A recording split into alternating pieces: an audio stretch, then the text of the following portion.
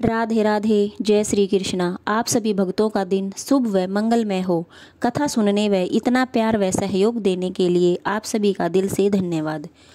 आइए कथा शुरू करते हैं।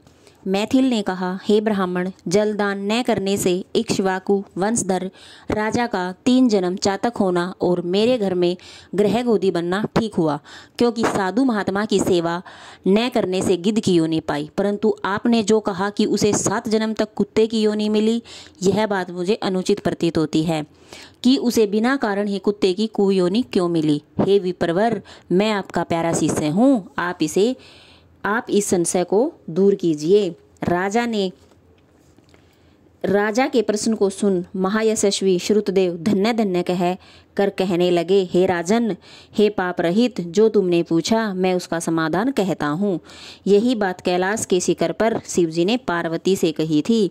सब लोगों की रचना कर उनकी आमुषिमिकम और ऐहिक 2 प्रकार की स्थिति बनाई। जल सेवा, अन्न सेवा और औषधि सेवा इस लोक के कारण है। साधु सेवा, विष्णु सेवा और धर्म सेवा परलोक के कारण है। ऐहिक कारणों का करना तत्काल धन संपत्ति देता है। अप्रिय बातें कहना भी दुख का कारण होता है। मैं तुम्हें एक बहुत ही पुराना इतिहास का वर्णन करता हूँ, जिसे सुनने से सभी पाप नष्ट होते हैं।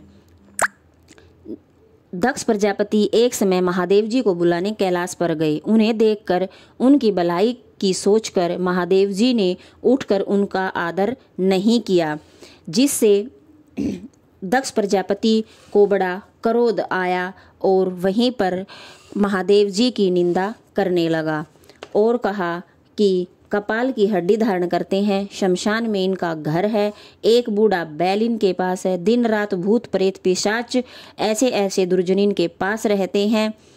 नारद के कहने पर मैंने अपनी कन्या सती का विवाह इससे कर दिया। मेरी पुत्री से भी अब मुझे कोई प्रयोजन नहीं है।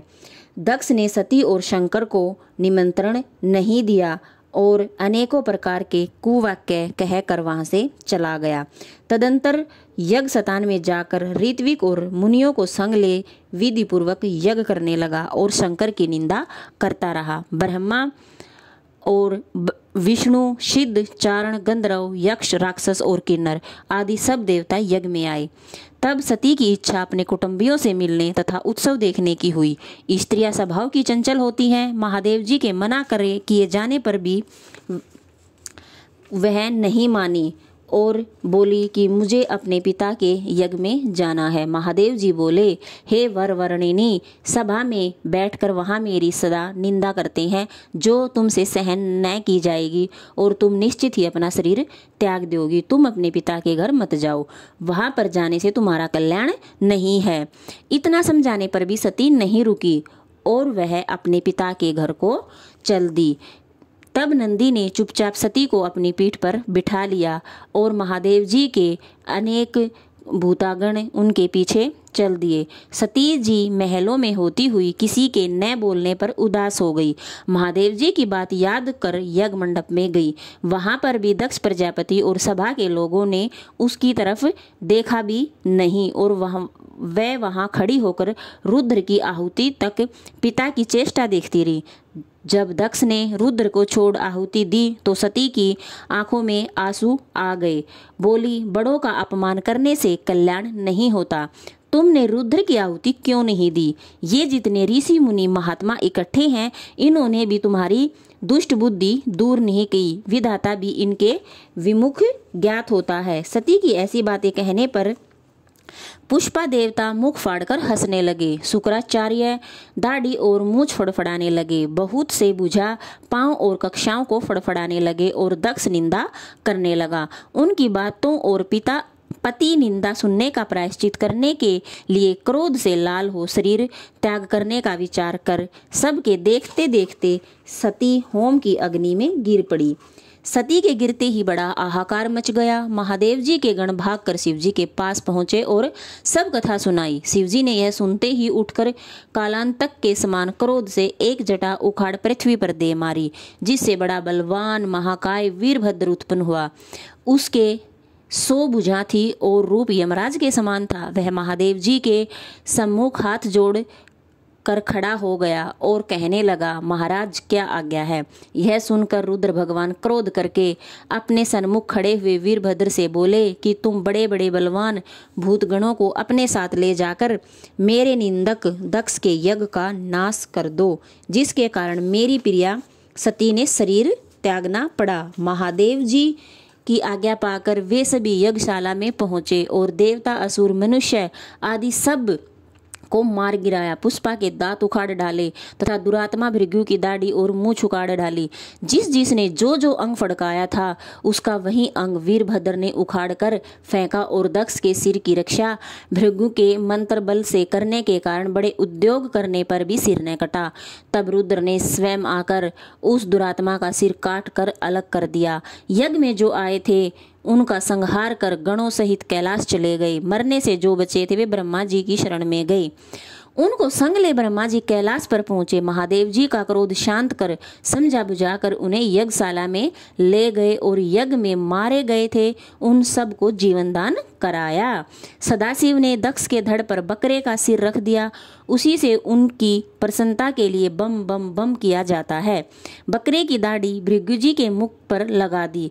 पुष्पा के जहां तहां अंग लगाकर सबके सिर जोड़ और सबका कल्याण कर दिया। दक्ष का यज्ञ पूरा कराकर देवता अपने स्थान को चले गए और शिवजी ब्रह्मचर्य व्रत धारण कर गंगा तट पर पुन्नाग वृक्ष के नीचे तप करने लगे। दक्ष पुत्री सती ने हिमाचल के घर उसकी स्त्री मेनका के गर्भ से जन्म लिया और वहीं पर उनका पालन पोषण होने लगा। इतने में तारकासुर नामक एक राक्षस उत्पन्न हुआ और ब्रह्मा से वर पाया कि सिवाय रुद्र के महाबली पुत्र के तू किसी से भी नहीं मरेगा। यह बात सुनकर उसने सोचा कि शिवजी की तो कोई स्त्री ही नहीं है, परंतु पुत्र कहाँ से होगा। वह सब लोगों और देवताओं को सताने लगा। तब देवताओं ने दुख पा ब्रह्मा की शरण ली।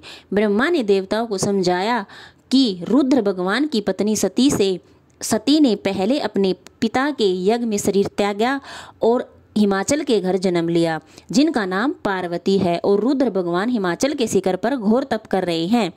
किसी तरह पार्वती का पाणी ग्रहण रुद्र भगवान से कराना चाहिए।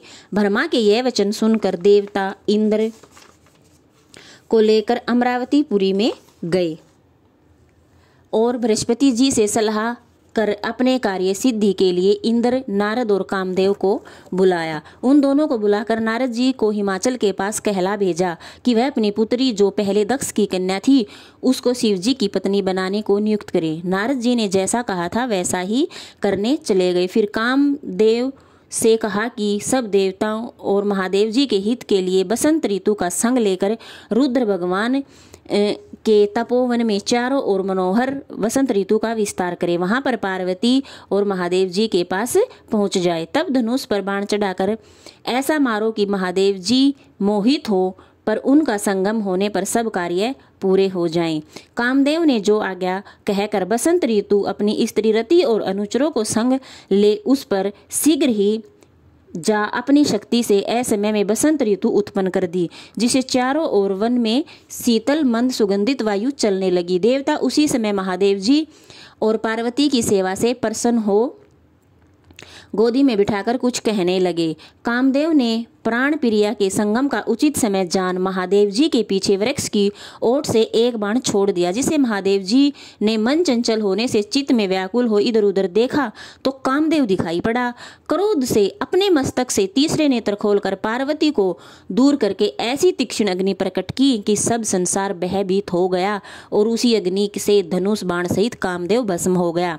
देवता अपने कार्य की सिद्धि समझकर तथा बसंत और रति भयभीत हो गए। पार्वती डर के मारे आंख बंद करके और महादेव जी भी अंतर्धान हो गई। हित की इच्छा करने वाले देवताओं को कुछ भी फल की सिद्धि नहीं हुई, उल्टा अनर्थ हुआ। जो कोई साधुओं के संग दुष्टता करते हैं उनका कहना ही क्या है। इसी प्रकार साधुओं की सेवा न करने से इक्ष्वाकु के पुत्र ने दुख भोगा और अनेक बुरी योनियों में जन्म लिया। जो रात दिन इस पुण्य चरित्र रूपी पुराने इतिहास को सुनते हैं वे जन्म, मृत्यु, बुढ़ापा आदि से निसंदेह छूट जाते हैं। वैशाख महात्म्य का 8वां अध्याय संपूर्ण हुआ। राधे राधे। जय श्री कृष्ण। आप सभी भक्तों का दिल से शुक्रिया और धन्यवाद, जो आप सभी भक्त इतना प्रेम और सहयोग दे रहे हैं।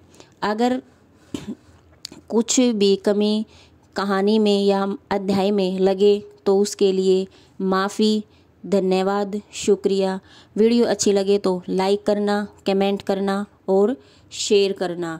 आज हमने वैशाख महात्म्य का 8वां अध्याय संपूर्ण कर लिया है। सभी भक्तों को एक बार फिर दिल से धन्यवाद। राधे राधे।